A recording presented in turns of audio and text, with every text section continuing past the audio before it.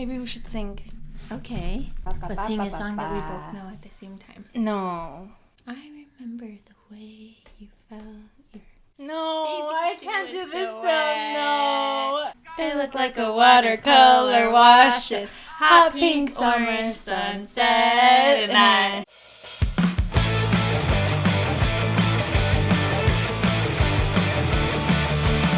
This is called make the noise, where you make a noise with an inanimate object and then the other person tries to mimic the noise with the mouth. Okay, ready? Yeah.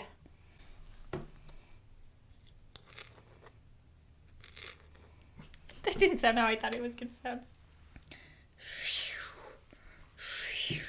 Oh, that was good. Thank you. That was good. That was good. Okay, my turn.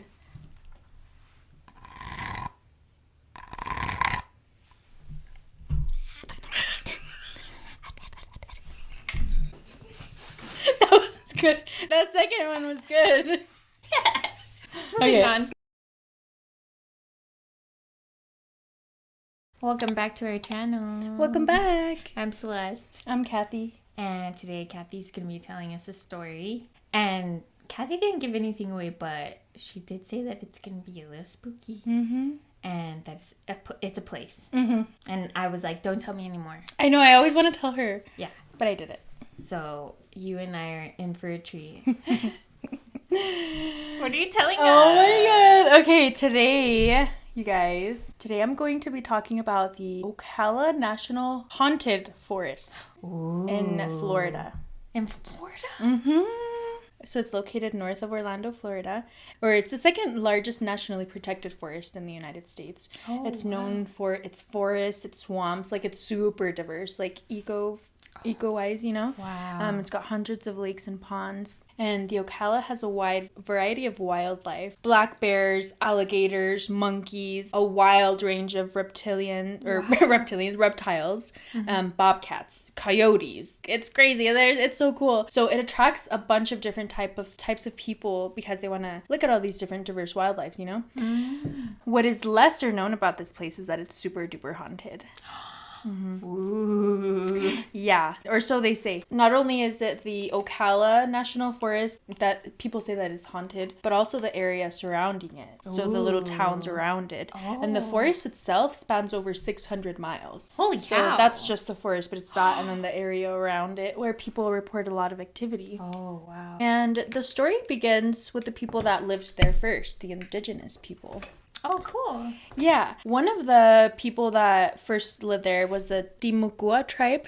Mm-hmm. And they coexisted with the land. Obviously, they had a really good connection to the land. They took care of it. They didn't abuse it. Mm-hmm. And yeah, they lived there for centuries. And they would settle near rivers of the coast. They fished for shellfish to eat. And then they would also make tools out of the shellfish. Oh, wow. That's so cool. Yeah, they hunted in the swamps and in the forests. And they used to build these mounds for burials, but also to live in. Mm-hmm. And so in the Ocala National Forest today, there's a bunch of archaeological spots from those mounds, like the shellfish that they left behind and the mounds. So we get a little bit of insight into what the people were like and, you know, wow. And what their daily lives were like. It's really cool. That's awesome. Mm-hmm.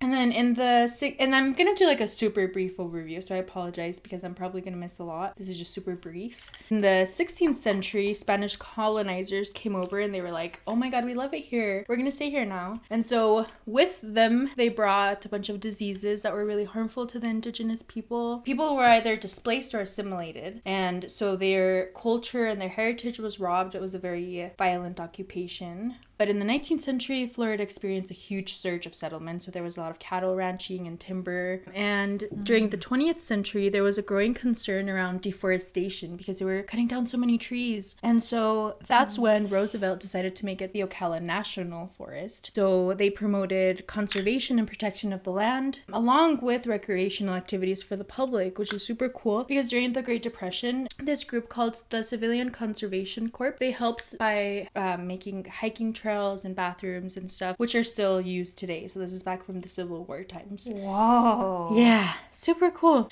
Those bathrooms and stuff. Or maybe not. I don't know. I don't know if like the old bathrooms from back then are there.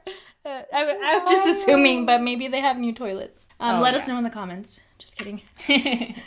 Now I want to jump to today. And I want to talk about an author called Christopher Balsano. And he's a writer, researcher, he's a folklorist. And he's been documenting the paranormal since 1994. So he's been in this. Holy cow. Yeah. He wrote Haunted Ocala National Forest, which is part of a Haunted America series, which I thought that was like really cool. Yeah. He also has a podcast called Tripping on Legends, where him and his co-host and sometimes his 13-year-old daughter go around Florida and to other places in America that are haunted. What? Yeah.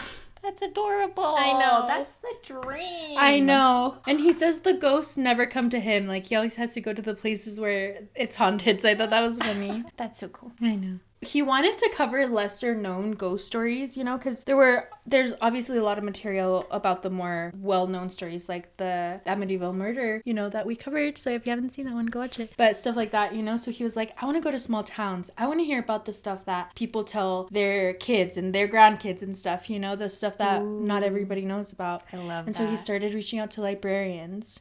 And at first, people weren't really reaching out to him. But then he heard back from these librarians in Astor, Florida. And they were like, oh my god, yes, we have a bunch of stories. So he's like, okay. So he goes over to there and they're telling him all these stories, and it's really cute because he was like, they're telling these stories and then they're adding things like, oh, don't forget about this, and like da-da-da. So they're kind of adding to each other's stories. And I thought that was so cute, you know? So it's like a lot of stories, and from there he was like, holy crap. And then he started getting all these responses from other people. So yeah, I love that. That's how that whole thing started. And since then he got like a bunch of responses. He has another book, which is like, he said he has almost like a book thing filled with just information. Stories, wow. Yeah, people telling him about stuff just around the Ocala, like in the Ocala and around it. That's so cool. I know. Imagine having all that stuff. I know. I want to get his books. He seems like a super chill guy. I love the way he talks. I want to know everything. I know. So his son loves Ozzy Osbourne. And so there's a story related to Ozzy Osbourne with the park. And so I'm going to tell it to you. Ooh, okay. So Ozzy Osbourne, he was with Black Sabbath, which is a rock band. And they had a falling out. And then so he was like I'm gonna start my own group. And so he finds this guitarist who is named Randy Rhoads, and he's like young and hot, and he takes the music world by storm, and everybody's like, oh my god, who's this new guy? And so he loves it. Everybody's having a good time. They decide to go on tour. They're going on tour. They're driving. They're like in the Ocala area when the bus breaks down. And so they're like, you know what, let's pull over and kind of just hang out and try to fix the bus. Like the bus driver was like, I'm gonna try to fix it. And so they were like, okay, they pull over. And the bus driver was like, you know what? They stopped in Leesburg, Florida, which is by there. And Leesburg is known to have a bunch of private little like airplane fields and stuff, you know? And so the bus driver was like, you know what? I also know how to fly planes. What? I can just fly you to your destination. What? And I'm guessing Ozzy Osbourne was like, no thank you, but because the only one that agreed to this was Randy Rhoads, the guitarist. And so they go, and what they didn't know about this guy, the bus driver, is that he also had a bad cocaine problem. Oh no. Oh no. Yeah. Yeah. I feel like this is just... I know, I don't know why I laugh. Yeah, so they go and they're like, you know what would be so funny, Randy and the guy, if we fly right down to the bus, like to where they are, to scare them, like Top Gun style. Oh, no. And so the other one's like, yeah, that makes sense, let's do it. Randy's like, let's do it. And so they do it, and they go once and everything's okay. They do it twice. And on the third time, the wing clipped the bus, and so it made the plane crash. And so they died immediately, and it just burned their whole bodies, and they couldn't even identify the bodies because they were so badly burned. And they knew who was on the plane, so that's how they knew. And because like even dental record, like they were just burned. Whoa. So because of that, people since have reported hearing the plane crash, seeing the plane. And so Chris's son loves Ozzy Osbourne, and so they were like, let's go out there. And so they go, and it's on the anniversary of when the plane crash happened, but it's at dusk, and this accident happened at dawn. And so they go, and when they went to Leesburg, everything was closed. And so yeah, and also the purpose also is to go and like at historical sites and blah blah, blah. You know, so they go out to the... That's so cute. I know. To like take his kid to do that. Yeah. That's the dream. But yeah, so they go and they're out in the field and they hear a plane like boom, you know, and they hear it crash. Yeah. And they were like, oh my God, did that just happen? Because they were out there with like a bunch of like paranormal equipment and they were just taking pictures, walking around and stuff, and they straight up heard that. Yeah. What? And I was like, that's insane. That would be so I know. wild. I know. And it was a clear night, so there were no clouds in the sky. And yeah, they were just like, they kind of just sat there. That's called a psychic impression. So in Gettysburg, where there was a war, people have reported to hear bombs. And also like with planes, like when they crash and stuff, like people report to like feel the rumbling or hear it or see it, stuff like that. Yeah. That's crazy, right? Yeah. Were you gonna say something? Oh no, just that. I've heard about that. About people yeah. saying that about Gettysburg being haunted. Yeah. That's crazy, huh? Yeah. But let me show you a quick clip of the Ocala National Forest because it's f***ing gorgeous, dude. Okay. Dude, imagine living by there. I know. I'm gonna tell you all about what it's like to live there. Damn, maybe we should Or by move there. Maybe let me Maybe finish not. the story and then tell me if you still feel that way. Okay, fair. But no, it is stunning. Like I would love to go there. I would love to go there. One of the things I want to talk about is what he talks about the Ocala shift. He uses that term to describe this phenomenon. So many of the locals who are, you know, from the Ocala or live there say that you never really know if things will be there, like when you're out there. People who take ATVs every day, you know, like just driving on a road. Like sometimes they'll see a path that veers to the right that will be there and sometimes it won't. Or they'll see like a tree or a rock or something that is always there because you walk there every day or you go through there every day that you see that one day it just won't be there. And they call this the Ocala shift. And when things like this happen, the locals are just like, oh well, that's what you get for living near the Ocala. Like they're so like, and I think that's like, I feel like if you thought about it too much, it would drive you crazy. So I understand that. But like they're very just like, you know, it's so crazy. Wow. That's so I know. And like old abandoned buildings will disappear. And it's not like downtown buildings, like, you know, just buildings just like older. that. Yeah, but just old that are like part of the park. Not things that like we abandoned. would notice. Kinda. Yeah. Abandoned. Just whole buildings will just not be there one day. Like it's crazy. And it's been reported many times throughout the years. It's not just something that's been like recently It's going like on. multiple A lot of reports. different types of people. Yeah. Wow. Chris talks about the Griggs cemeteries. There's about 5 of them total. He talks about one in particular, and they're all pretty small, and this cemetery was pretty small, probably like 5 or 6 headstones, and it didn't have like a closed gate or anything, just really small. Mm-hmm. The person who tells the story is this woman who, when she was a little girl, she lived near the Ocala, and less than 100 yards away from her backyard, there was a cemetery, that little cemetery with 5 or 6 headstones, and she would joke with her brother, like she would tell her little brother, like, oh, let's go play hide and seek in the cemetery if it's there. So they knew that sometimes it would be there and sometimes it wouldn't be there. Isn't that so crazy? I wonder why. I know. And he also spoke with hunters, like locally in the area. Mm-hmm. And these hunters, like, they're very precise people. They have like gadgets for GPS, you know, things like that. They mark things where animals are. So they know the land. They're very familiar with it. They too said that. They said that sometimes they'll mark stuff like a tree or something and then it'll disappear. Like the next time they'll go out there, like it's just gone. The whole tree is gone. Oh my gosh. Yeah. It's nuts. That's nuts. But I will say that this doesn't happen all the time because I saw like multiple like videos of people walking through the park and you're completely fine. It's just when you're least expecting it, and also for some reason like it happens to locals a lot. I don't know. And also like the vibes there. So witches say that the energy there is unreal.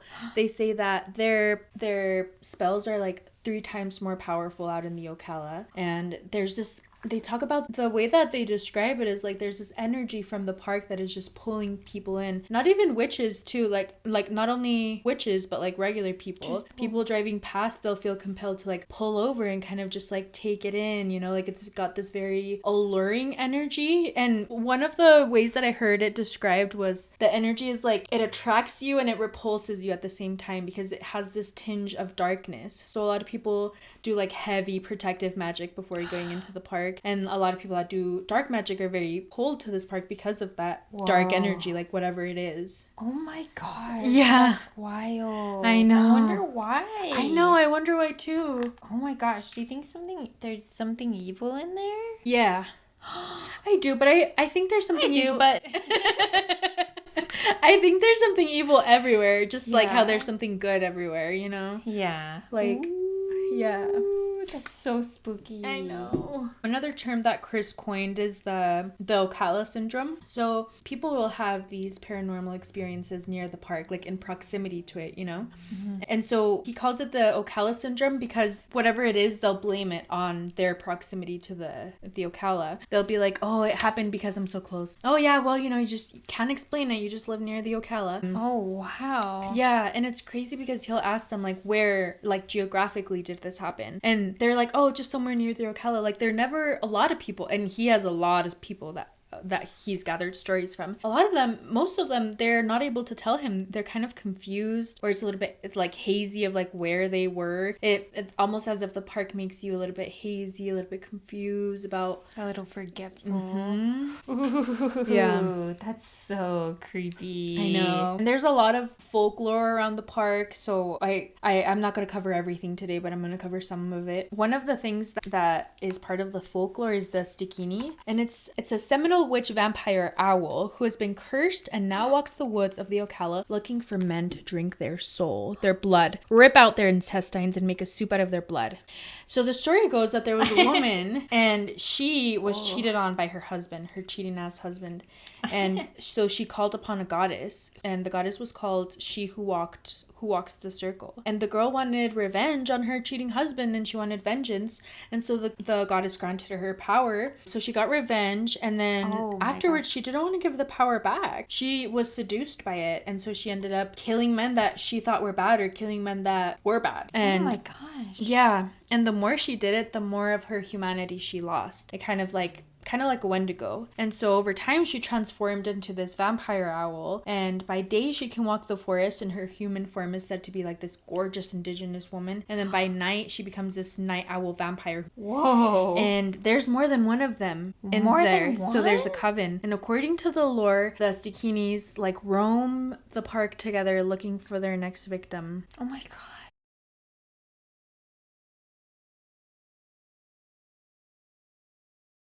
So now I want to talk about rainbow people and cults within the park. Oh, okay. So once a year, people get together in the forest and listen to music. And this lasts for like 10 days, kind of like Burning Man vibes. They get together, they hang out, they have a good time, they have a bartering system. Sometimes there's drugs and like bad people, but for the most part, they're just chill. Mm-hmm. But the rainbow people, they don't leave. They just stay in the forest. And so, yeah. So the first rainbow gathering took place in Colorado in 1972 as a means to like promote peace, you know, and pray for peace. And since then, the rainbow family has grown into like an alternative lifestyle community consisting of thousands of people across the US and other countries, which like low-key it gives me colonizer vibes, if I'm being honest. Yeah, but like they adopt rainbow names in the woods. They trek from national forest to national forest, setting up camp for up to 4 weeks at a time. What? So That's wild. I know. And they're like generally good, as in like they don't harm people or each other or anything, but the groups do get infiltrated by not so good people, like from people with like from actual cults will go to rainbow gatherings to try to recruit members, and they'll try to pretend like they're also just like rainbow people. Whoa. To try to like make themselves more alluring, I guess. Whoa. Yeah. In one of the interviews I heard with Chris, the interviewer was like, is it like satanic cults or what kind of cults? And he was like, when people hear satanic cults, their mind immediately is like, no, because of the whole satanic panic thing, which fair, because I do that too. I'm like, nah. But like he was saying, think of it as like just a cult with a satanic little twist to it, which I don't know. I'd love to know more, but yeah, I didn't get too far into it. Yeah, so people, and there's like biker gangs out there. There's like trafficking that can happen out there. That does happen. There's like a bunch of crazy stuff that happens. In Ocala? Yeah, and in that area. Whoa. Like in the area. That's wild. Yeah, there's a lot of stuff that goes on in the park, like as far as crime. But I'm going to show you a little clip of the rainbow gathering.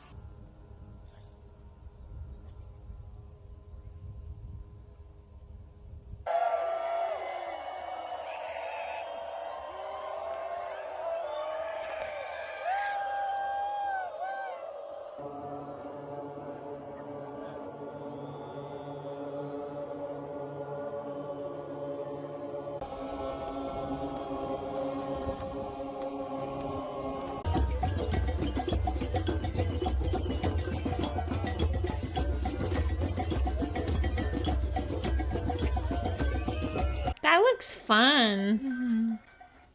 And kind of weird. Weird and fun. Yeah, and then another phenomenon is these like forest ghost lights. So people have seen lights like, and it's crazy because at night it's all dark, like pitch black, but then you'll see these lights. And sometimes they'll be dancing around with each other, or they'll move like really fast and crazy. And some people speculate that it's swamp gas, but I don't think it is because swamp gas doesn't move like that. No. Yeah, and there's a bunch of different theories about like what the lights are. One of the theories is the lights are of a spirit of a man who came back from World War II to find his woman with another man, and so he got mad and jumped off a bridge, and that's his spirit. Whoa. Yeah, that's one of the... Interesting. Yeah, and here's a video of the lights. Ooh, there's a video? Mm-hmm. I couldn't find much, and it's like not very good. It looks like filmed on someone's phone. That's wild. I want to know everything. I want to know know why. I have no idea what that is, but it's so cool. Another legend I want to talk about is about the woman at Juniper Springs. Mm-hmm. This honestly reminds me of the legend of La Llorona. But it's this woman who was visiting Juniper Springs with her child, and she lost her child and she never found him. And so she is said to roam the waters, like the springs, looking for him. And some people see her and she's like in white and she's just like mourning, crying, looking for her son. Oh, that's sad. Yeah, multiple people have reported seeing her. Whoa. And another creepy thing about this park is the Devil's Chair. So there's this natural rock formation somewhere in the park that looks kind of like a chair. Mm-hmm. And locals call it the Devil's Chair. And they say that if you sit on it, bad things will happen to you. What? Yeah, locals warn people not to. And paranormal researchers and skeptics alike are intrigued. What does it look like? I tried finding a picture of it and I couldn't, but I guess it's just like a rock that looks like a chair. Whoa. People claim that really creepy happened to them that like since sitting there. Some people say that they experience, when they're around the chair, they experience feeling really cold and like watched. Yeah, some people have said that they feel like surrounded almost, and they feel as though something is trying to lure them deeper into the park. Some people have even gone so far as to say that they've seen these grotesque creatures unlike anything they've ever seen around this chair. That's so creepy. I What? know. Yeah. Sorry, what? I know, I was like, what the hell? And there's a lot of connections to serial killers, and I won't be listing them all, but just know that it's a lot. Wow. One of them was Eileen Warnos. She disposed a body of a person there and his car too, and she would hunt for victims there. Oh. At the Ocala. My God. I know. Isn't that so creepy? That's so creepy. So the next thing I want to talk about is I called it the 2006 disappearance at Hidden Pond, but I feel like disappearance is the wrong word, and you'll see why in a second. Oh. But it's from an article written in the Tampa Bay Times called A Deadly Path to Hidden Pond from 2010. The two people involved are Amber Peck and Josh Parker, and they hadn't known each other long. They were both 26, and they were both students at Santa Fe Community College in Gainesville. And the way that they knew each other was they were both part of this environmentalist club called Students for Environmental Harmony. Parker was a Marine. He had an 8-year-old daughter. He was a student. He loved guns. People said that he was really easygoing and like a nature guy. Mm-hmm. He had been planning a camping trip for a while, and he had been emailing all of the people. But out of everybody, only Amber Peck responded, and she was the only one that was able to make it. Amber Peck was the complete opposite. So she was like a total... like she hated guns. Her dad tried to take her once to go shooting, and she was shaking. She just couldn't do it. She hated zoos. She wanted to build a career restoring natural habitats in the wild. And she talked about studying zoology at the University of Florida, and she had been accepted at James Cook University in Australia. Wow. Sounds like an awesome person. Yeah. On January 2nd, 2006, they met up and went to the Ocala, and once they settled in, they decided that they wanted to walk on an unmarked path, and they decided they wanted to explore it. The path became narrower and narrower, and there was a bunch of foliage and plants. Because it wasn't a trail, which, side note, don't do this. If you go to a national park or a state park, just respect the trails. Yeah. Because it keeps you safe and it keeps the wildlife safe. Exactly. Mm-hmm. Do you know if they were friends? Or just acquaintances? I think they were just part of the club, probably friends. Yeah, okay. Probably friends. And on the same day, 24-year-old Leo Boatman got off the Greyhound bus from Clearwater, Florida, and he went to the Ocala National Forest for the first time. Now, Leo, he had a really rough upbringing. He had a lot of childhood trauma, just a really sad life, and he was like, I'm gonna go, and the next person I see, I'm gonna shoot, basically. And so when Parker and Amber got to Hidden Pond, they were met with their unfortunate fate, and he was there and he shot them. Oh no. Yeah. Oh, that's so sad. I know. The detective solved the case in a week and he pleaded guilty. And the victims' families agreed to a sentence of 2 life terms instead of the death penalty. And in Florida, that means that he won't ever be eligible for parole. He says that he feels remorse for what he did. He takes accountability. And he didn't know anything about the victims prior to the crime, but now he does. And he says that it haunts him. And especially Parker's 8-year-old daughter. Like, yeah, so it's just a sad case all around. And it really makes you think about that. Just, like if we were all just raised with the love that we deserve, you know, like stuff like this could just, I feel like a lot of things could be avoided if we had access to what we need. All of our basic needs were met. And then if our parents loved us the way that we all deserve, Yeah, unconditionally. Yeah. So there's been a lot of disappearances dating back, I mean, I'm sure well before 1966, but the first documented disappearance that I could find was in 1966. And when people go missing, it's really hard, like local people go missing around that area. It's really hard to determine why, because did they join the Rainbow People? Did they join a cult within the Rainbow People or around there? When there was like an Ocala shift, what is that shift? Like, what is that shift? Like, is it a time shift? Like, is it like a dimension shift? Did they disappear because they were within the space that shifted? Like, was there a serial killer? Was there a crime? Did they just decide to run away? Like, it's really hard to determine what happens to people. And so, like, wow, yeah, I bet. Because of all the strange circumstances that take place in the Ocala, it's hard to tell what the reason could be. Yeah, exactly. That's wild. Is it paranormal or is it like true crime? Like, the Rainbow People, is it kind of like a commune there? Do you know? I think never leave? I think that I was reading an article about them, and I think they ultimately have to abide by the park's rules. And so they stay somewhere up to 4 weeks, but usually they just go from like park to park kind of thing. And I think that they maybe travel in small groups or like just a couple, probably in groups, like small groups. But yeah, it seems to me that it's kind of like a commune type vibe, which I think can be really beautiful. It's just like, you just have to be aware of who you're bringing into those spaces. Yes, exactly. Yeah. And also, if we're thinking about like, oh, hey, I love this land, let me live here for a little bit. Maybe let's just give the land back to the people that it belongs to in the first place. Yeah. Exactly. Yeah. Land back. #land back. Another thing that it's like I could talk about this park all day, and I've never even been there. I want to go. Yeah, I still want to go. Yeah, I still want to go too. Another thing that I want to talk about here is something that I've wanted to talk about for a while. I just didn't know like how I would, because I feel like it wasn't long enough to do a whole segment on it. But now it's the perfect time because this has been reported in the park. Black-eyed children. No. So if you don't know what that is, let me tell you about it. Some people say that it originated from like a Reddit story. Other people say that it's been around since like the 1980s. I don't know. But the story goes that it's these kids that have like all black eyes, like even like the white part, like all black. And during the night, they come at your door and they're like, hey, can we come in? Super creepy. They're very, very insistent.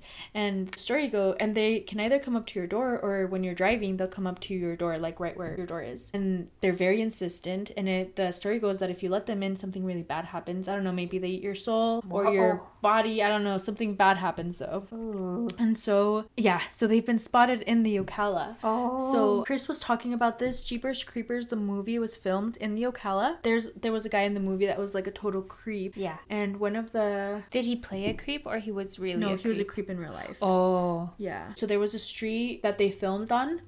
And that street is the one that the black-eyed kids are reported to be seen on. So what happens is there will be like a kid that walks across the street, like a black-eyed kid that walks across the street. And so you stop the car abruptly because you want to hit a kid. Yeah. And so like you stop the car, and then immediately like another kid comes over to your door, and he's like, hey, can I come in? And like, oh, And like, or if you're driving away from the town, like the black-eyed kids will appear in the back of your car. Oh, that's It's so creepy. And and Chris was like, he was like, there has to be some level of truth to this, because the locals are like, I'm tired of seeing these creepy things in this road. Like, I just want to like be able to drive down the road and like live my life, you know? Wow. So like, yeah, and these are locals that they were pissed because Jeepers Creepers, like, because they filmed there, it brought a lot of attention to the area. So more tourists, you know, people that like the movie, and the locals were pissed because they don't like, it's a small town, you know, they want to keep it that way. It's just crazy. Like, I don't think they're lying about that, you know? Yeah. Wow. They just want their peace and quiet. They want to be left alone. Yeah, exactly. Wow. Ooh, that's so creepy. I know, dude. I feel like I would poop myself. Yeah. Like, what the fuck?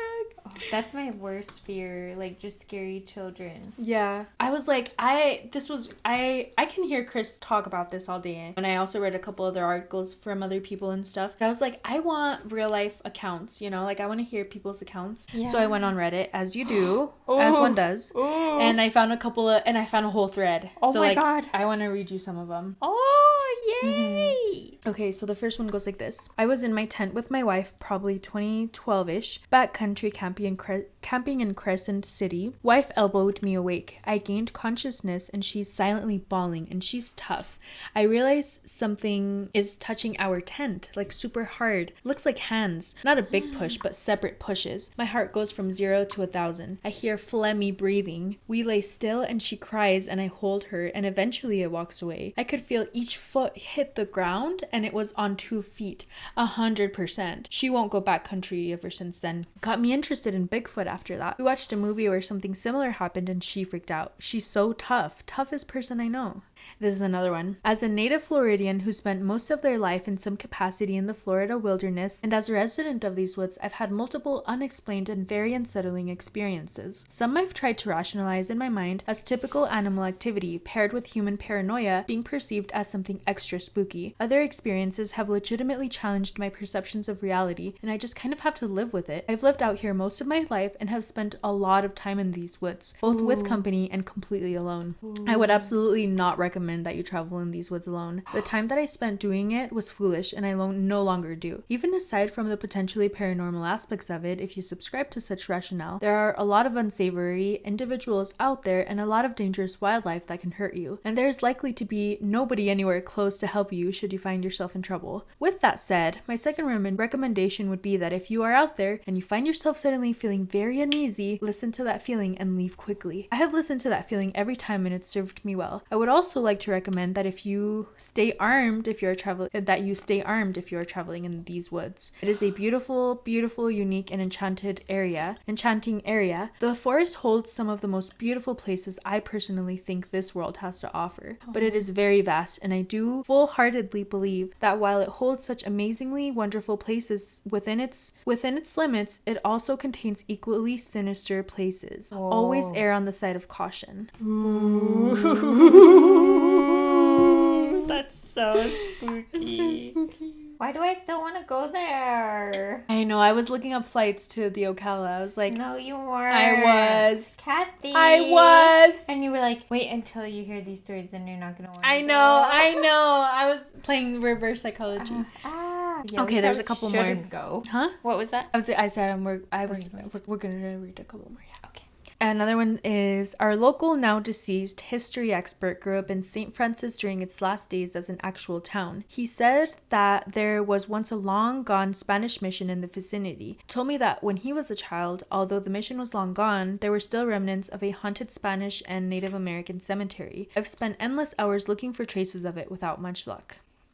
And then there's one more. I've hiked in the Ocala Forest before. Always get an unsettling vibe. I've never seen anything or anyone out of the ordinary. However, I have seen various trinkets and whatnot in odd places in the woods. I usually turn around when I see them. I've had first-hand experience with folklore in Tennessee, so I steer clear of things like that now. LOL.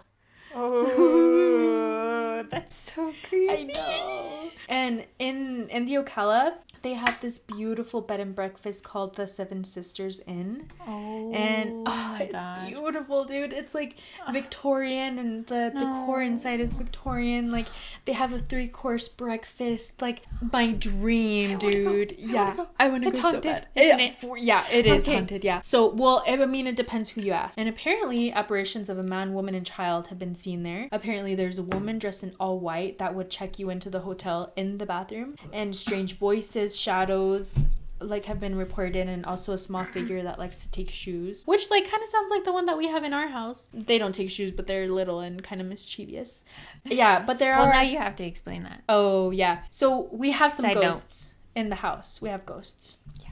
And I think they're just getting more comfortable now, so they're making their presence known. And sometimes it feels like they're watching you, like, a lot of the time. Yeah, there's like, specifically there's one, yeah, that we both have, like, experienced, which is... I'm a skeptic. Mm-hmm. I don't, like, I really am not the type of person to be, like, just assuming there's ghosts or believing that there's ghosts right off the bat. There's no denying the way that this feels. Yeah. It feels like there's someone in the room with you. Yep. And, yeah. And I think it feels like a little girl. Yeah, like a taller little girl. It's so creepy because I told Celeste, like, sometimes it feels like you're around the corner smiling and watching me, like, just, like, ready to scare me. And she was like, that's so creepy because I feel the exact same way about you, like, doing that to me. And never before, like, we don't do that to each other. We've lived with each other in many other houses. We scare each other. Yeah. Of course, we scare each other all the time, but not like that. Not like we've that. We've never done that. Yeah. Like, it feels like someone's, like, peeking around the corner and going like this. Yeah, dude. Like, that's how it feels every single time. And I've never done that to you. You've never done that to me. Also, like, when you're, when you're, like, closing up shop before you go to sleep, like, I'm turning off all the lights in the house. Like, it feels like someone's, like, running right behind me, like, and, like, and the other day I was like, don't do that anymore. Because, like, I pay rent. Yeah. And, like, you don't. And we're cool. And I love you. And I respect you. And eventually I want to talk to you, But, like, you can't be doing that. And ever since then, I feel like she backed out a little bit because she was like, oh, I'm sorry. Yeah. But, like, yeah. Side note, if you subscribe to such rationale. Yeah. It's that same feeling as, like, running up the stairs from the dark basement. Yeah. Like, that's how it feels. Yeah. And we were talking to a friend about that, and yeah. our friend was like, the ghost probably feels the same way, because if it's a kid, they're probably scared of the dark, too. Like, that's a great point. That's a great point. So, yeah, very scary, right? The whole park and everything. On the other side of that, so there's this place called Casadega in Florida. Oh. And have you heard of it? No. I think you haven't? Oh my gosh, it's so cool. So it's a town where a bunch of psychics live, and you can move, and they believe that everybody has psychic abilities. You just have to, like, learn how to tap in, But it's basically a town full of psychics. What? Yeah. And Chris was like, by my definition, it's located within the Ocala National Forest. That's beautiful. It's like, it's a whole place where just a bunch of, like, witchy psychics live, and they go there to, like, develop their powers. And it said that the energy there is very, like, strong and tangible, like, just, Oh my gosh, it's a town? Yeah, it's a whole little town. Oh my gosh. Looks really cute. Like, I really want to go there. I want to go. Yeah. I wanted to mention that because I didn't want to leave the story with just, like, a bad taste in your mouth about the park, because it's gorgeous. Like, it's such a beautiful park, and I feel like it just, like, it's your intentions. Are you going with the intention of, like, what are you going with the intention for? I feel like if you go respectfully and you choose to protect yourself, then you're good, Yeah, and respect the land. Yeah, respect the land first and foremost. Yeah. But anyways, that's the story of the Ocala Haunted National Forest Park. Wow, you did so good. Thank that you. was spooky. I want to go. I want to go too. We're going to finish our makeup and we'll be back. I see the way we're going, caught in another lonely night. Now I'm mad for no good reason. You should be right here by my side. Now we're only oceans away. Okay, we're back. Hi. Thank you so much for watching our video today. We have fake eyelashes on. Give them a little... We haven't had them on in a long time. I feel like I'm about to fly away. Woo, woo, woo, woo, woo. Anyways, I love you so much, and thank you for being here. Yeah, thank you for being here. Don't forget to give us a little like and maybe a little comment. Ooh, thank you for being here. I love you. Love you. If you ever